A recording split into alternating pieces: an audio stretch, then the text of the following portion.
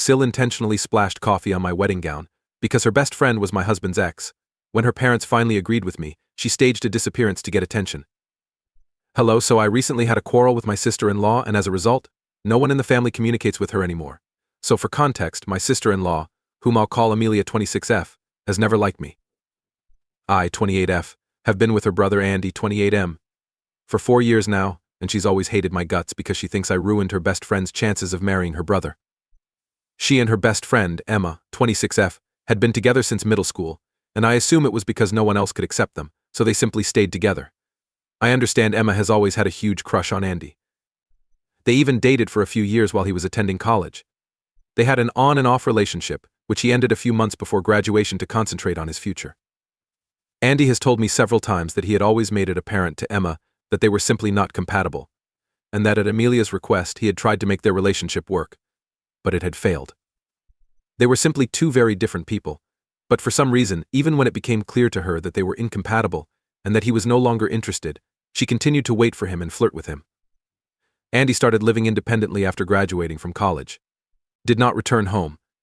Thus he saw less of Amelia and Emma over time. After his relationship with Emma ended, he didn't date anyone for a couple of years because he wanted to focus on his work, but she took that as a sign that he was still interested in her and continued to try to talk to him, even though he would only make small talk and ignore her if she tried to discuss their relationship. After a few years of working, he started dating again, which broke Emma's heart, and Amelia rebuked him because, in her opinion, no one was more suitable for her brother than her best friend. It didn't matter what Andy wanted, she just kept putting her opinions on him and even fought with him over it several times. Finally, he met me through a couple friends, and we started going out together. He introduced me to his family a few months after we met, and Amelia had already decided she would never like me. She didn't. She didn't care what kind of person I was or whether I was a good match for her brother. All she knew was that I wasn't Emma, which was enough to make her dislike me. The first time we met, her behavior around me was unusual, and when I asked about it, Andy explained everything. So after that, I didn't expect her to be nice to me, nor did I try to befriend her. I've also met Emma several times during our relationship because, like me, she's considered a member of the family for being Amelia's best friend for so long. Both of them are really catty when they are together, and Emma even makes a point of throwing us dirty looks whenever she sees me with Andy, but it didn't matter to me since I knew he was happy with me, and that was all I cared about. So for the past 4 years, we had completely disregarded the two of them. And even after we got engaged, Amelia was the only person who did not congratulate us, but we invited her to the wedding because we didn't want to start a family feud. Also, because she is the family's favorite daughter and has always been treated like a princess, it was natural for her to be spoiled and entitled, acting all bratty like that. And we mostly ignored her behavior because it didn't affect us personally. Furthermore, my in-laws had explicitly requested me on more than one occasion to overlook everything, her behavior toward me and her friendship with Emma, and yet inviting her to the wedding because they did not want this to become a huge thing, and they told me that she was simply being immature, so we decided to invite her for their sake because, unlike their daughter, they had always been good to me. And Andy and I didn't see the harm in at least inviting her to appease his parents, because we were confident that given the circumstances, she would decline our invitation and prefer to stand with Emma. But to our surprise, she accepted and even emailed us to thank us for inviting her, saying that she would eventually come. She came around to accepting me and the family because she couldn't bear Emma's grief and wanted to focus on her own family. Of course, her reaction to being invited was not ideal because she had mentioned Emma numerous times before, but it was a start, and Andy and I were pleased with how things turned out. My in-laws were also relieved that things were better with their children, but our happiness was short-lived since, on the day of the wedding, she did something completely unacceptable. So, about an hour before the ceremony started, I was getting my makeup done and was already dressed in my wedding dress. My bridesmaids, mother-in-law, Mom, and Amelia were. They're all seated in my room. Essentially, all of my female friends and family were in the same location. Amelia ultimately offered me an iced coffee, which I accepted without hesitation. She approached me with the cup, and as she offered it to me, flipped her wrist end. Coffee and ice had accumulated on the front of my clothing. The lower portion of my dress was mostly unaffected, with only a few droplets here and there, but my bodice had taken the brunt of the damage. Everyone was clearly stunned, and as soon as it happened, I jumped up and began attempting to pull it all out of me, but even I realized it was futile. Amelia began to apologize profusely too. Despite her best efforts, I could see the sneer on her face. I realized her apologies were for show, and before I knew it, I was ranting at her, because I had lost my calm. I was extremely distraught and began crying after a while, But thankfully everyone else came to my rescue, pulled the dress from me, and with an hour till the ceremony, decided to take it to the washing room and try to do some damage control. I kept sobbing in my room even as they tried to remove the dress off me, hoping that the stains would not be seen during the ceremony, and that hotel staff would be able to help me. Only my mother-in-law, my mother and Amelia remained in the room, and she apologized twice. But I could tell from her tone of voice that she wasn't really serious and was enjoying the show. I had asked her to leave several times after the incident, screamed at her, but she refused and remained in my room despite everything she had done. She had the arrogance to sit in my room and watch me cry after what she had done, which made me even more upset, and I couldn't even express it since I was crying so hard. But happily, my mother-in-law stepped out for me at that moment, and I believe that's when Amelia realized she was in trouble, since even her own mother was not with her, and having the status of the beloved daughter was not going to protect her from the consequences of her actions. After my bridesmaids had left the room with the dress and my mother had been sitting by my side to console me, my mother-in-law finally spoke out and asked her daughter whether she had purposefully dropped the coffee on me. Amelia attempted to deny it, but I swiftly called her out, and I informed her I had been sitting still and had seen her purposefully flip her wrist. She then started arguing with me, but my mother-in-law ordered her to stop and explained that given the circumstances, she thought it would be best if Amelia departed because it was evident she was dissatisfied with the wedding, and so far, my mother-in-law had tried to keep things quiet, but Amelia was not going to let that. She added that, despite her behavior, she had specifically requested that I invite her to the wedding so that she could behave like an adult for a change and be happy for her brother. But she had been a fool to expect that from someone as pampered, entitled, and bratty as Amelia, and she had no one else to blame for how she had turned out. Made the mistake of always attempting to be pleasant to her instead of simply being brutally honest with her. However, after what had happened, my mother-in-law could no longer support her daughter's side in good conscience and asked Amelia to leave the room, telling her not to attend the wedding or security would remove her. I was upset, but even I was taken aback by the way my mother-in-law spoke to Amelia, and I literally stopped crying to figure out what was going on since I don't think Amelia had ever been spoken to like this before. Of course she was also astonished, but she recovered quickly and started arguing with her mother. She tried to make it appear as if I was the victim and the coffee incident was an accident. But everyone in the room, including my makeup artists, confirmed that she had spilt it on purpose.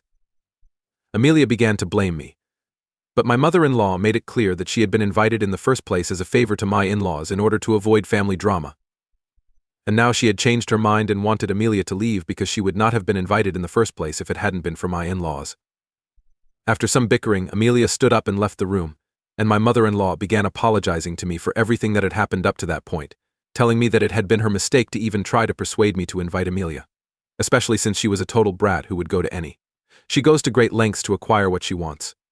I didn't say anything in response. I was just relieved that Amelia had essentially exposed herself, and that the one people who had always supported her, her parents, were now turning against her because of her horrible behavior. After that, all we could do was wait and hope that the clothing would be in perfect condition when it was returned to me. I even spoke with Andy over the phone, because we were not supposed to see each other. I told him everything that happened. He told me that Amelia would not attend the ceremony or any other festivities. He also informed me that he would have all of the guests wait for me to arrive, and that I did not need to worry about the time. I could take as long as I wanted since he understood how essential it was for me to be dressed appropriately, and he maintained his word. The wedding began approximately 45 minutes late, because I wanted to have my makeup done because I was crying so hard. However, by the time I arrived, my dress had been washed and steamed. Thanks to my bridesmaids and the hotel staff, who treated this like a laundry emergency and treated the dress as quickly and gently as they could, there was no coffee on it when I got it back. Following then, everything went easily and cheerfully. Amelia was nowhere to be found. To be honest, I had forgotten she was even present by the time we started dancing, and by the end of the night I was so pleased to be married to Andy that nothing else mattered. My in-laws contacted me and Andy again, and this time, my father-in-law told me that he was sincerely sorry for whatever Amelia had done, and that if he had known this was going to happen, he would not have made me feel the need to invite her in the first place. They also told me they had decided to cut her off until she apologized to both of us. And true to their word, they haven't spoken with Amelia since the wedding last week. But for some reason, Amelia has decided to make this my problem, which is grating on my nerves, trying to talk to me about everything and have me handle it for her. Most of her texts indicate that I am seeking to replace her in the family, but I will never be able to do so since I am simply not as good as she is. And she looks to be fully aware that I am seeking to indoctrinate her family against her. I've already done it to Andy, and now I'm attempting to do it to her parents, but I won't be successful since she knows her family will return to her, and she has even stated that the coffee incident was not an accident, but was done on purpose. She even expressed regret at not being able to get more of it on my dress, which would have completely ruined it and prevented me from getting married. For the record, I've disabled her social media accounts and phone number, so she's been contacting me from fake identities and burner phones to get on my nerves. Initially, I ignored it since I did not believe it was severe enough to discuss with anyone other than Andy. And he gave me the same advice: ignore her since she simply wants my reaction, and I don't have to play into her hands. However, 2 days ago, I don't know what came over me. I decided to unblock her after she tried to text me from a fake profile again, and I called her up to speak with her and put an end to this lunacy forever. She ignored my first few calls, but soon answered up, and I put her on blast. I cursed her out, telling her that she, like Emma, was a loser, which is why they were perfect for each other, and that they should get married instead of spoiling other people's weddings. I also told her that I wasn't trying to take her place in. The family thought she wasn't worth replacing, but she thought the contrary. Actually, I wasn't horrible enough to replace her. I told her that everyone would be better off without her, especially her brother and parents, who had always considered her a burden and an embarrassment. I told her to stop pestering me and then hung up. I haven't gotten any messages since, but Emma has contacted me and informed me that she did so following our phone talk. Amelia had a full tantrum and has been all since. So I'd propose making my sister-in-law go missing after she tried to ruin my wedding? So by Amelia going Mia, I meant. She hasn't responded to any phone calls or texts since I put her on blast the other day.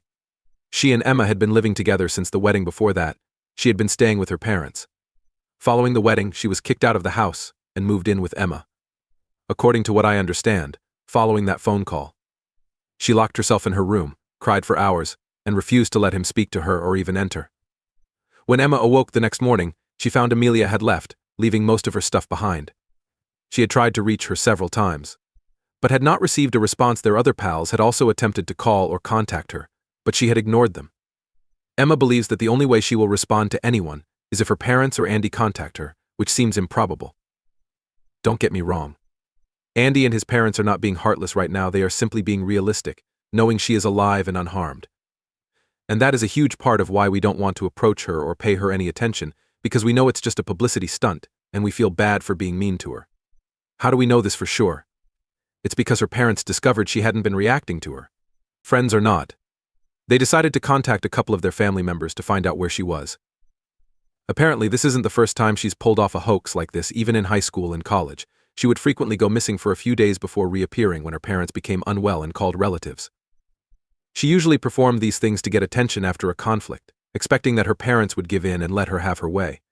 She would even emotionally influence her relatives, or whoever she was staying with, into remaining silent and not informing her parents. They typically fell for it, because she was so convincing. Eventually, the same thing would happen. Her parents would become concerned and call their relatives to find out where she was. Once they found out, those relatives would scold her parents for not treating her well. And she would eventually return home and have an emotional reconciliation with her family, after which she would always get whatever she had wanted in the first place and fought for with her parents. It was extremely manipulative and twisted, but that is precisely how Amelia operates, so I am not shocked. In reality, it was my in-laws who pushed me not to be concerned or guilty about Amelia's departure and informed me about her previous misbehavior. This time, she had gone up to her aunt's house, tricked her aunt into believing that her parents had asked her to leave her brother's wedding for no apparent reason, and then booted her out, claiming that I had been brainwashing them into turning against her, although she had done nothing. I'm not sure about her, but attempting to tear someone's wedding dress on purpose just a few hours before the ceremony seems like a good enough reason to be barred from the wedding, in my opinion, and I don't see why she claims I'm attempting to turn her family against her. It's not even that significant to me. Anyway, after chatting with her aunt, her parents learned that she had been staying with them, and Amelia informed her aunt that she did not want them to know since she needed some time and space away from her family to heal from this. We knew exactly what she wanted. She only intended to scare her family into thinking she had gone missing, so they would call her and she could get her way once more. That's why she completely omitted the coffee incident while discussing what happened at the wedding with her aunt. It appears that she was the victim. So naturally, when her parents called her aunt, she began reprimanding them for mistreating Amelia and causing her such grief, but my mother-in-law quickly reminded her sister of the reality and cleared up any confusion. They also talked about how she had been engaging in the same attention-seeking behavior since she was a teenager, and it was becoming old. Her parents informed her aunt that now that she knew the truth, she could do whatever she wanted, and she was kicked out of her aunt's home. Her aunt told her mother that she had asked her to go without explaining why. Emma, on the other hand, is oblivious of this and has continued to text me, pleading with me to address the situation before it is too late. I'm convinced she's trying to scare me into believing something horrible has happened to Amelia, and that they're both playing the long game, but they have no idea we know what they're up to. It's her fault for being so predictable, but it's awful that an adult woman feels the need to do such things for attention. I believe it would be much easier and more acceptable if she simply admitted her mistake and moved on. Update 2. Hello. It has been a while since my last update. I am now on my honeymoon. It's only the 3rd day of our honeymoon, yet I'm already entertained by what's going on at home. As you may recall from the previous installment, Amelia was living with her aunt. But, after learning the truth about what happened at my in-laws' wedding, she decided to kick Amelia out. But Emma was still trying to persuade me that it was all my fault and that Amelia had vanished. I started ignoring them, but I didn't block him, because I wanted to see what else she had planned for her life.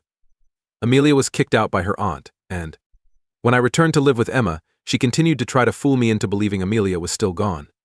She kept texting me about how many days it had been since Amelia had left and how heartless we were for not trying to contact her yet.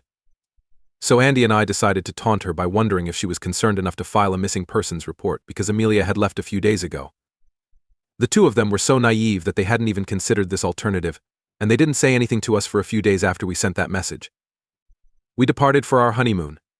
Today we learned that Amelia had finally arrived at her parents' house and asked that they apologize to her because she was not ready to have a relationship with them.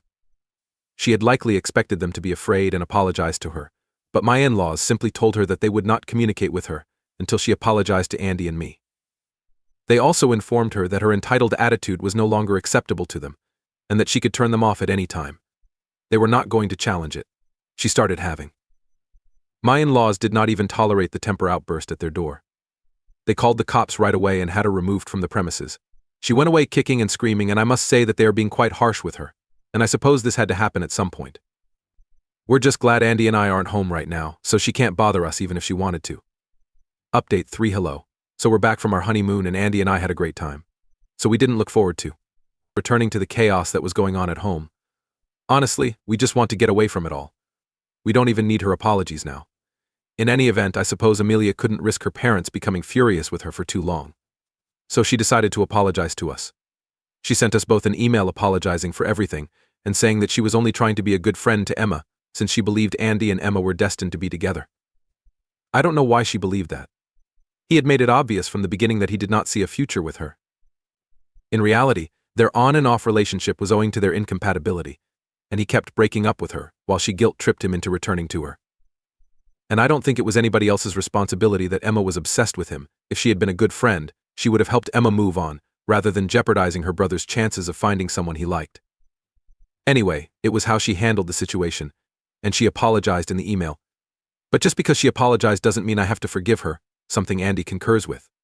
We didn't call her, but we contacted our in-laws and informed them that we had received the apology, but we were hesitant to forgive her since we needed time to process everything. It was absolutely unacceptable, given what had happened during the wedding and thereafter. My in-laws were very tolerant, and they even told us that they were keeping their distance from Amelia while she was with Emma. To be honest, it doesn't matter if she meant her apology or not because the harm has already been done. We're done, and reconciling with her will take a long time. And if she sincerely wants us to forgive her, she must show that she is truly sorry, that she did not say things in the email just to avoid her parents' wrath. But if she does not want to be in a relationship with us in the future, that is great. We honestly don't care. We are simply pleased to have each other, and that is all that matters to us. We just want to enjoy our lives without having to worry about family problems, so we're staying out of them.